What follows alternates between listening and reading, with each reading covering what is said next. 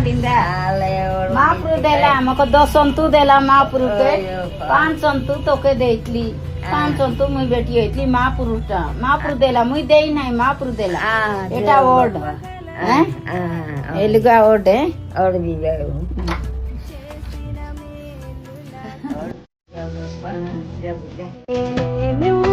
अगलनैया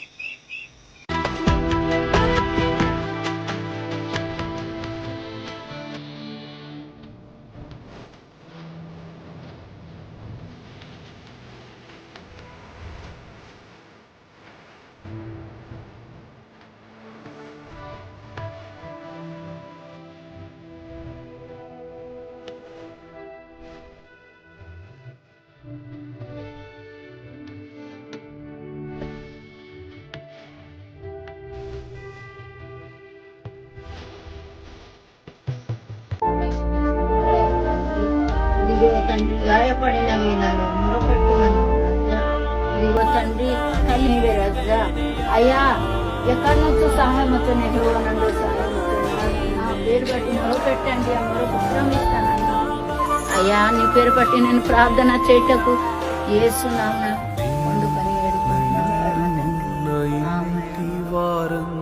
कुनैला को देउड़ से दिक्कु तो के महाप्रु सायं करसी काडोर नाइतु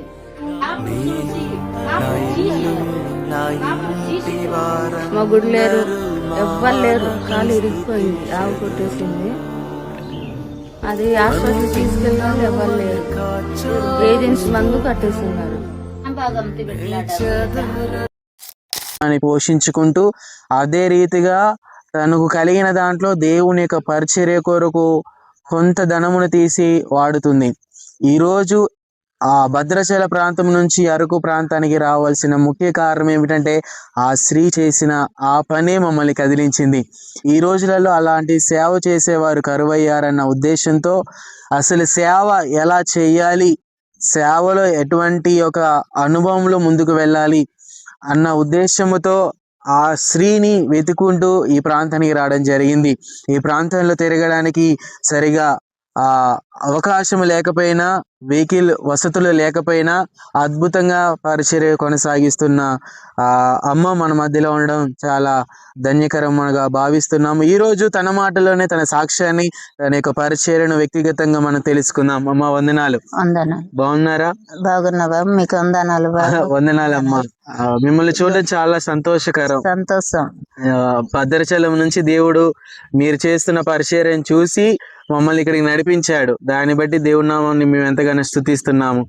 అమ్మ, నేనైతే మీ పేరు చెప్పలేదు మా ఛానల్ వాళ్ళకి, కేవలం మేము అరకు వస్తున్నామని చెప్పాం కానీ అసలు ఎవరు అమ్మా, ఎలా ఉంటారు, పేరేంటి, వివరాలు ఏంటో మేము చెప్పలేదు. మీ పేరు, మీ కుటుంబ సభ్యులు, మీ వివరణ కొంచెం మా ప్రేక్షకులకి తెలియచేయండి. నాకు మీ నుంచి ఒక చిన్న ఫేవర్ కావాలి. మీలో 90% ఆఫ్ ద పీపుల్ మన పాడ్కాస్ట్ చూస్తున్నారు కానీ సబ్స్క్రైబ్ చేసుకోవట్లేదు. మీ ప్రతి సబ్స్క్రైబర్ చాలా మ్యాటర్ చేస్తుంది. ప్లీజ్ సబ్స్క్రైబ్ చేసుకోండి. మీరు సబ్స్క్రైబ్ చేసి మాకు సపోర్ట్ చేస్తే మీరు ఇమాజిన్ చేయలేని గెస్ట్ తో క్రేజీ అండ్ ఇన్సైట్ఫుల్ కాన్వర్సేషన్స్ ని తీసుకొస్తాం. దానికోసం మీరు చేయాల్సింది ఒకటే, కింద కనిపిస్తున్న సబ్స్క్రైబ్ బటన్ ని నొక్కి పెట్టుకోండి. మీరు సబ్స్క్రైబ్ చేశారని అనుకుంటున్నాను. Let's get into the podcast. మేము 6 మగవాళ్ళు 3 ఆడవాళ్ళు. మా తల్లికి మా నాన్నగారు చనిపోయారు. అలాగే కూలి నాలు చేసి బతికేవాళ్ళు. బతికేక నాకు పెళ్లి అయిపోయింది, మా చెల్లి వాళ్ళకి పెళ్లి అయిపోయింది, మా తమ్ముడు వాళ్ళు చిన్న వాళ్ళు ఉండేరు.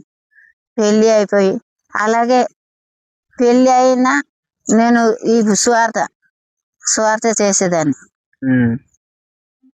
స్వార్థ నాకు 3 పిల్లలు, 2 బాబులు, 1 పాప. మీ పేరు? నా పేరు లలిత బాబు. అమ్మ, అంటే మీ బాల్యంలో మీరు చెప్పారు కదా 3 చెల్లెళ్ళు 3 తమ్ముళ్ళు అనేసి చెప్పారు కదా. మీ బాల్యంలో మీరేమైనా బడికి వెళ్ళి చదువుకోవడం ఏమైనా జరిగిందా? నేను చదువుకోలేదు బాబు, బడికి కూడా వెళ్ళలేదు. అంటే నేను బడికి వెళ్ళలేదంటే మా డాడీ అప్పటికి బాగా తాగుడుతోనే ఉండేరు.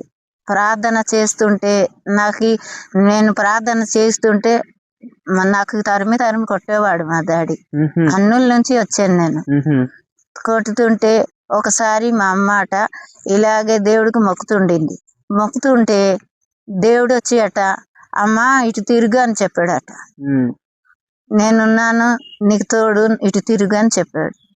చెప్తే అమ్మ ఏమో అప్పుడే అమ్మ దేవుడు నాతో మాట్లాడారు, నేను దేవుడికి నమ్ముతానని చర్చికి వచ్చింది. అప్పటి నుంచి మా డాడీ కూడా నమ్మారు. ఆయన అప్పటికి క్రీస్తునైతే ఎరిగారు. దేవుడికి నమ్ముకొని చనిపోయారు. మీరు అంటే మీ బాల్యంలో మీకు తెలియదు అసలు చర్చికి వెళ్తారు ఉంటారు, సరే అసలు ఈయనే నిజమైన దేవుడు అని ఆ ఊహ ఎప్పుడు వచ్చింది మీకు? చర్చికి వెళ్ళాక వచ్చింది. అవునా? నిజమైన దేవుడు మాకు రక్షిస్తున్నాడు, మాకు పోషిస్తున్నాడు అని అది తెలుసుకున్నాం. అదే. సో మీ వివాహం జరగక ముందే మీరు క్రీస్తులో ఉన్నవారు. మీరు బాప్తీసం ఎప్పుడు పొందుకున్నారు?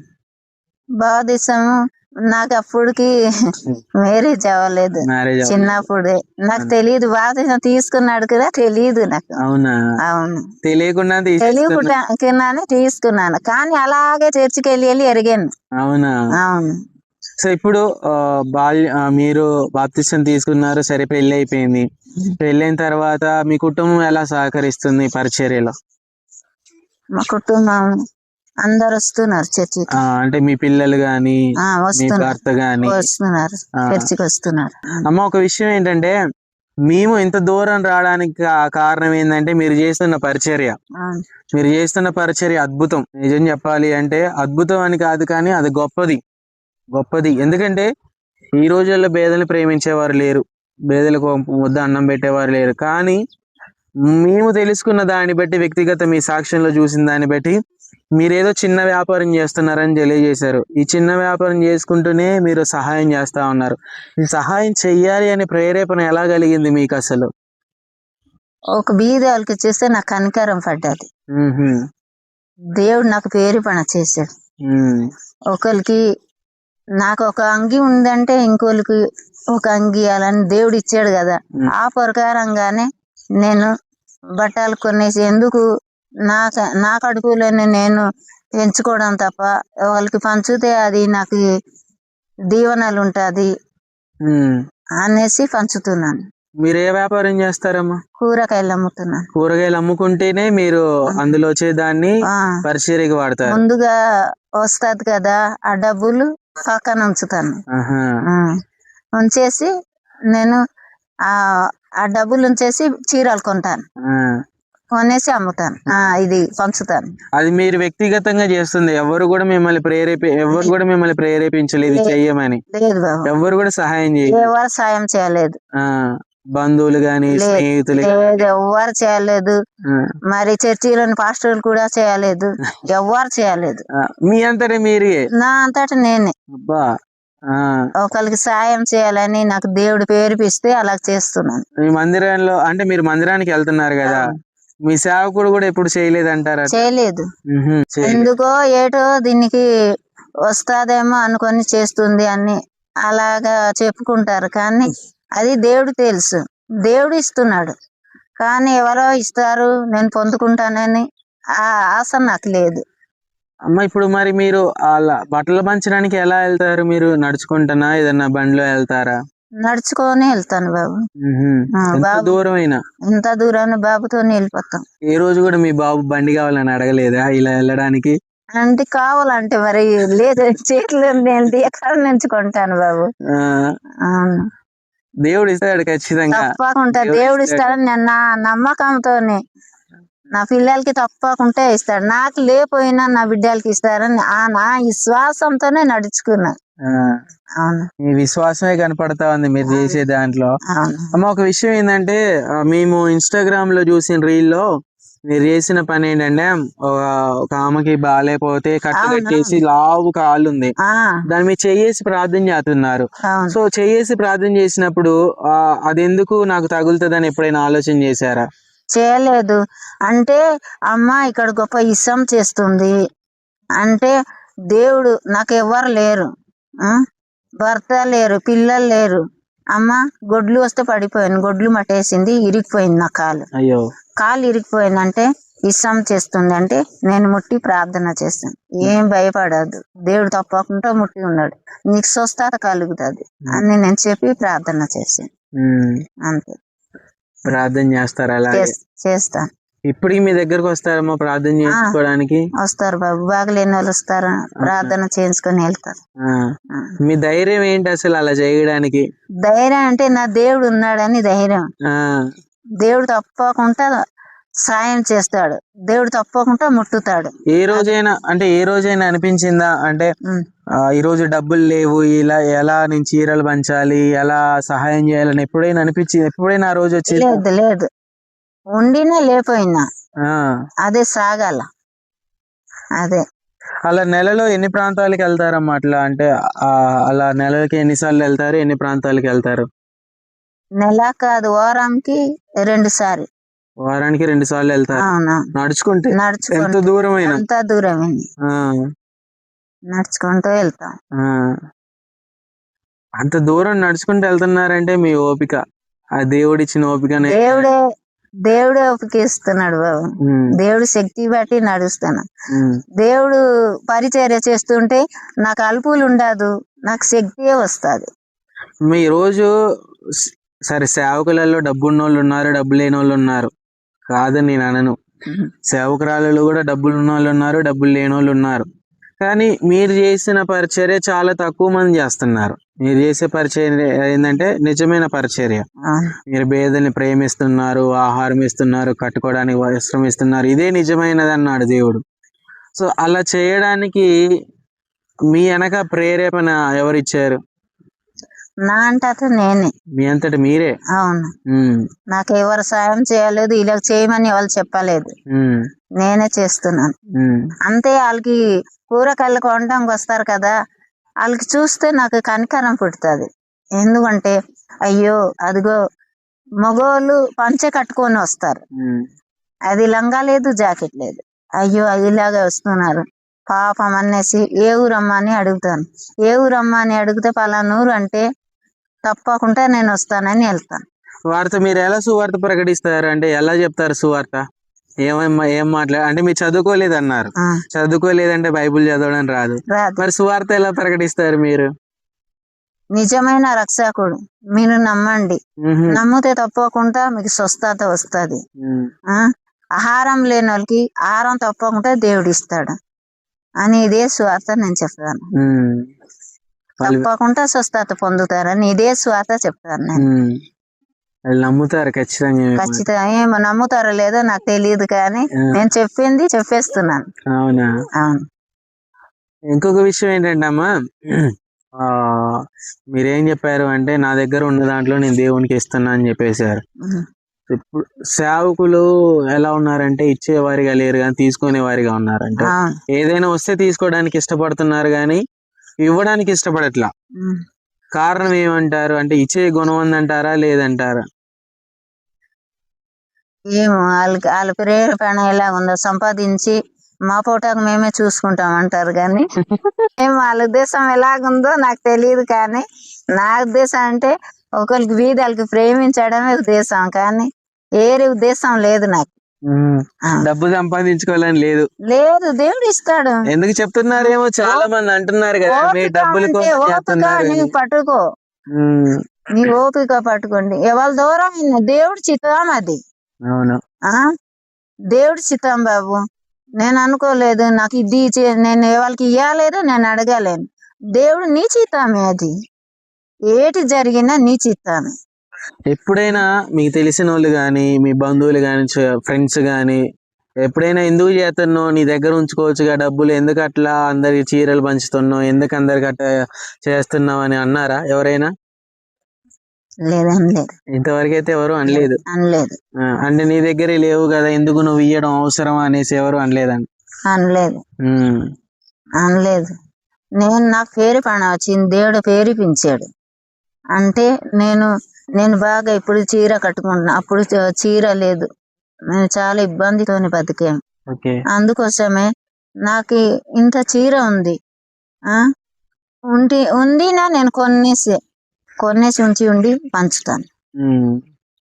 నాకుంది, దేవుడు ఇస్తున్నాడు. ఒకరికి ప్రేమించన్నాడు దేవుడు, అందుకోసమే ఇస్తున్నాను. కానీ వేరే ఉద్దేశాలతోని లేదు, ఎవరో ఇస్తారని లేదు, దేవుడు చిత్తమే. కానీ మరి ఏమి చెప్పలేదు. ఏమో మీరు డబ్బులు సంపాదించుకోవడానికే చేస్తున్నారు అనుకోవచ్చుగా జనాలు. అది దేవుడి కృప మరి. అది దేవుడి చిత్తము. ఎవరు అనుకుంటే కూడా నాకు పర్వాలేదు. అమ్మ నేననే మాట ఏంటంటే, ఈ రోజు నీ ముందు మాట్లాడరు వాళ్ళు, నీ ముందైతే అన్నారు. నీ వెనక ఏమంటారంటే నిజం. ఏమంటారంటే అమ్మో ఈమెకి ఎన్ని డబ్బులు వస్తున్నాయో, 100 రూపాయలు చీర పెట్టి 1000 రూపాయలు తీసుకుంటుందేమో బయట అనేవారు ఉంటారు. మీ ముందు బాగానే అంటారు కానీ మీ వెనక ఎలా అంటారో తెలియదు కదా. సో వారికి మీరు ఇచ్చే మాట ఏంటంటారు? వాళ్ళ కర్మ బాబు, వాళ్ళు చెప్పుకుంటారు. నాది నా పని నేను చేసుకోవాలి. దేవుడికి ఎంతో మంది హింసించారు. దేవుడు ఒక మాట అని చెప్పాడా? అట్లాగానే దేవుడు ఎంతో మంది హింసించారు కానీ ముందుకు సాగారు. ఆ రీతిగానే మేము కూడా ముందుకు సాగల. దేవుడికి నమ్మిన అంటే దేవుడు ఎంతో హింసపడి మాకు రక్షించాడు. అటువంటి పని చేయకపోతే వాళ్ళ పిల్లలు మేము, దేవుడి పిల్లలు మేము, మాకు తప్పకుండా ఆదరించి పోస్తాడు. అదే ఒకే ఒక విశ్వాసం. ఆంధ్ర. సో ఇప్పుడు సంతకి ఒరిస్సా వాళ్ళు కూడా వస్తారు కదా, మీరు ఎలా వాళ్ళతో అంటే మీరు ఎన్ని భాషలతో మాట్లాడగలుగుతారు అట్లా? ఏ భాష మాట్లాడితే ఆ భాష మాట్లాడతాం. ఒడియాతో అంటే ఒడియా వాళ్ళకి ఒడియాతో మాట్లాడతాం, తెలుగు వాళ్ళకి తెలుగుతో మాట్లాడతాం. ఒడియా కూడా వచ్చి ఒడియా వచ్చు, తెలుగు వచ్చు. అవునా? ఈ 2 భాషలతో రెండు భాషలతో మాట్లాడతాం. వాళ్ళు వస్తారు, మాట్లాడతారు, వెళ్ళిపోతారు. వెళ్ళిపోయిన తర్వాత మిమ్మల్ని గుర్తుపెట్టుకుంటారా? ఏమో బాబు గుర్తుపెట్టుగా, ఎంతో మంది వస్తుంటారు, ఎంతో మంది పోతుంటారు, ఎవరికైనా గుర్తుంటది వచ్చిన వాళ్ళు. ఒక విషయం ఏంటంటే ఈ రోజులలో ఒక చీర పెట్టి ఒక చీర ఇచ్చి 10 ఫోటోలు తీస్తున్నారు. ఈ రోజు జరుగుతున్న సిచ్యువేషన్ చెప్తున్నా నేను. ఒక చీర పెట్టి 10 ఫోటోలు కాదు 100 ఫోటోలు తీస్తున్నారు, కానీ మీరు ఎప్పుడు అట్లా కనపడలేదు. మీ ఇన్స్టాగ్రామ్ రీల్లో చూసినా గానీ నాకు తెలిసి 10 కంటే ఎక్కువ వీడియోలు లేవు, 10 కంటే తక్కువే ఉన్నాయి అనుకుంటా వీడియోస్. దాంట్లో కూడా మీరు బట్టలు ఎక్కువగా పంచినట్లు కూడా కనపడలేదు, ప్రార్థన చేసినట్టు మాట్లాడినట్టే ఉంది కానీ. సో ఇప్పుడు అట్లా చేయడం మంచిదంటారా, లేదా వ్యక్తిగతంగా రహస్యంగా చేయడం మంచిదంటారా? అంటే రహస్యంగా చేస్తుండేను. రహస్యంగా చేస్తుంటే మా బాబు, అమ్మా నీ రహస్యంగా చేస్తున్నావు, నాకు తెలుసుగా, వీడియో తీయడం నాకు తెలుసు, పదమ్మ స్వార్థ చేసి నువ్వు చీర పంచితే బాగుంటది. అది మా బాబు ఆలోచన, మీ బాబు ఆలోచన అలా ఇన్స్టాగ్రామ్ కి ఎక్కించింది.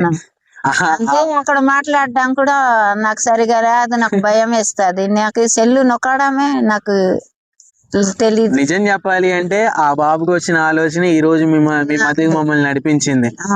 అంటే ఈ రోజు మీలాంటి వారు సమాజానికి కనపడుతున్నారు అంటే మీ బాబుకి వచ్చిన ఆలోచన.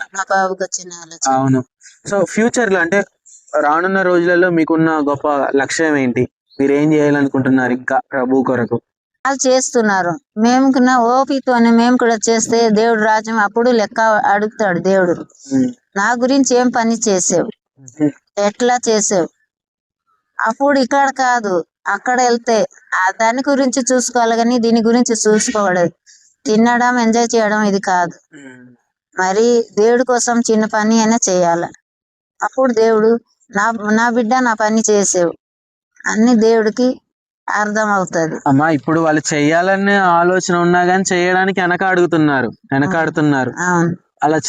అలా వెనకాడడానికి కారణం ఏంటి? ఒకవేళ అలా వెనకాడే వారికి మీరు ఇచ్చే మాట ఏంటి? వాళ్ళు ఇచ్చే మాట అంటే ఒకరు చూసి ఒకరు నేర్చుకుంటారు.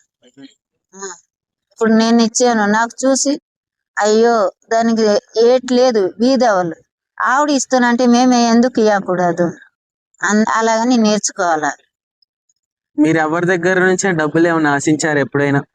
లేదు బాబు, ఎవరు అంటే ఇలా అడుగుతున్నాను తప్పుగా అనుకోమాకండి.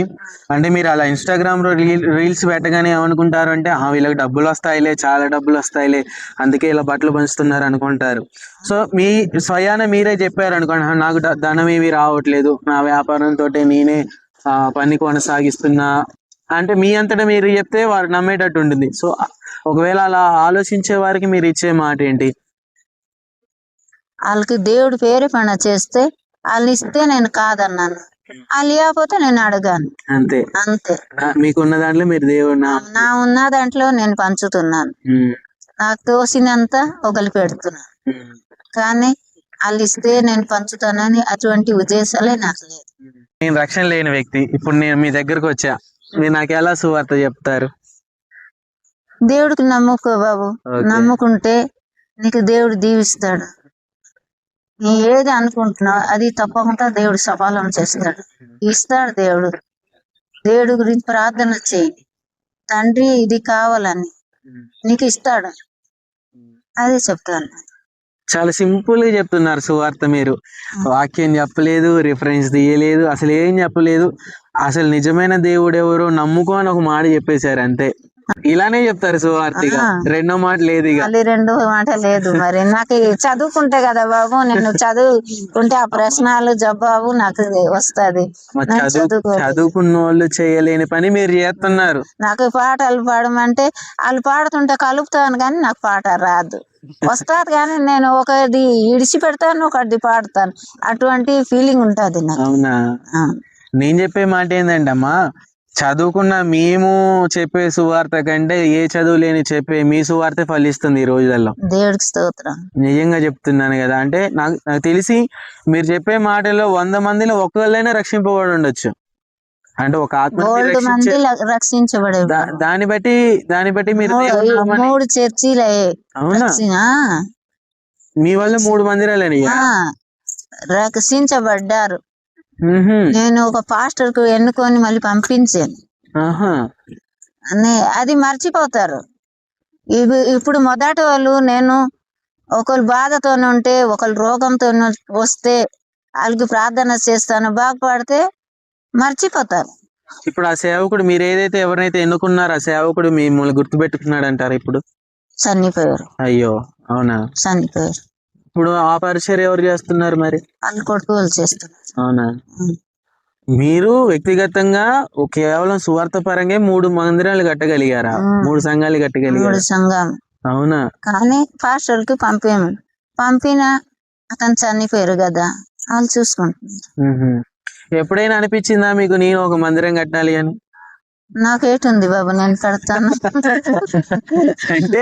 అంటే ఈ రోజులలో సేవ ఎలా ఉందంటే స్వార్థంతో ఉంది. నేను స్వార్థ చెప్పంగా నా దగ్గరికి రావాల్సిన వాడు పక్కనోడి దగ్గరికి ఎందుకు వెళ్ళాలి, నా దగ్గరికి రావాలి కదా అన్న స్వార్థంతో ఉంది ఈ సమాజం. అంటే వ్యక్తిగతంగా బయట ఎలా ఉందో మీకు తెలియకపోవచ్చు, కానీ బయట జరుగుతున్న సిచ్యువేషన్ ఇది, బయట జరుగుతున్న పరిస్థితి. ఎక్కడైనా ఒకే దేవుడు. అవును, వేరే దేవుడు కాదు కదా. మా దేవుడు ఒకే దేవుడు, విగ్రహారాధన దేవుడు కాదు. మా దేవుడు అంటే ఒకే ఒకరి దేవుడు. విశ్వాసం అంటే ఏది అడిగితే అది ఇస్తాడు. నీ అనుకున్నది జరుగుతుంది. నీ ఏది సాధిస్తే అది తప్పకుండా జరుగుతుంది. దేవుడు ఇస్తాడు తప్పకుండా. విశ్వాసం ఉంటే, హృదయంలో విశ్వాసం పెట్టుకోవాలి, తప్పకుండా నా దేవుడు ఇస్తాడు. అది సాధించి తీరాల, దేవుడు ఇస్తాడు, తప్పకుండా ఇస్తాడు. చాలా మంచిదమ్మా, చాలా చక్కని విషయాలు తెలియజేశారు. మీకు చదువు లేకపోయినా, బైబిల్ చదవడం రాకపోయినా, లేదా గొప్పగా పరిచర్య చేయకపోయినా, మీకున్న దాంట్లోనే దేవుడి నామాన్ని గణపరుస్తా ఉన్నారు. దాన్ని బట్టి మేము ఎంతగానో సంతోషిస్తా ఉన్నాము. చాలా ఇంత చక్కని సమయాన్ని మాకు మీరు ఇచ్చినందుకు మీకు వందనాలు. మీకున్న టైంలో ఈ రోజు నాకు తెలిసి మా కోసం మీ వ్యాపారాన్ని ఆపుకొని ఉంటారు. దాన్ని బట్టి మేము ఎంతగానో కృతజ్ఞతలు అయి ఉన్నాము. చూసారుగా ఫ్రెండ్స్, ఇంతవరకు లలితమ్మ గారు చెప్పిన మాటలు చాలా అద్భుతంగా. వాస్తవం చెప్పాలి అంటే ఈ రోజులో ఉన్న సేవకులకి డిగ్రీలు ఉన్నాయి, ధనం ఉంది, పరిచర్య చేయగలిగిన సామర్థ్యం ఉంది, చాలా రకాలుగా ఎలిజిబుల్ అయినా కానీ పరిచర్య చేయడానికి వెనకడుగు వేస్తున్నారు. కానీ చదువు లేదు, ధనము లేదు, ఆస్తి లేదు, తనకున్న కొద్దిపాటి ఒక సంపదలోనే దేవునికంటూ కొంచెం తీసి, ఆ తీసిన ధనాన్ని అనేక మందికి సహాయం చేసే స్త్రీగా మారింది. దీన్ని బట్టి నేను చెప్పే మాట ఒకటే, ఏ సేవకుడైనా సేవకురాలైనా లేదంటే పరిచర్య చేయాలి అనుకుంటున్న వారు ఎవరైనా, నిజమైన పరిచర్య ఏది అంటే పేదల్ని కనికరించడం. ఈరోజు చూస్తున్నాము, ఒక చీర పెట్టి 10 ఫోటోలు తీసి 10 గ్రూపులలో పెట్టేవారు ఉన్నారు ఈ రోజులలో. కానీ తాను చేస్తున్న పని ఎవరికీ తెలియదు. ఎవరికి తెలియదు, అంత రహస్యంగా చేస్తున్నారు. ఒక సేవకుడు కానీ సేవకురాలు కానీ ఈరోజు నేర్చుకోవాల్సిన విషయం ఏమిటంటే, దేవుని పని చేయడానికి సిగ్గు అవసరం లేదు, దేవుని పని చేయడానికి సంపాదన అవసరం లేదు, దేవుని పని చేయడానికి ఏ ఆటంకము లేదు. నీవు దేవుని పని చేస్తే దేవుడు నీ పని చేస్తాడని అమ్మగారు సూటిగా తెలియజేశారు. కాబట్టి ఈ మా ఛానల్ ద్వారా మాకు ఇచ్చిన ఇట్టి అమూల్యమైన సమయాన్ని బట్టి లలితమ్మ గారికి మేము వందనాలు తెలియజేసుకుంటా ఉన్నాము.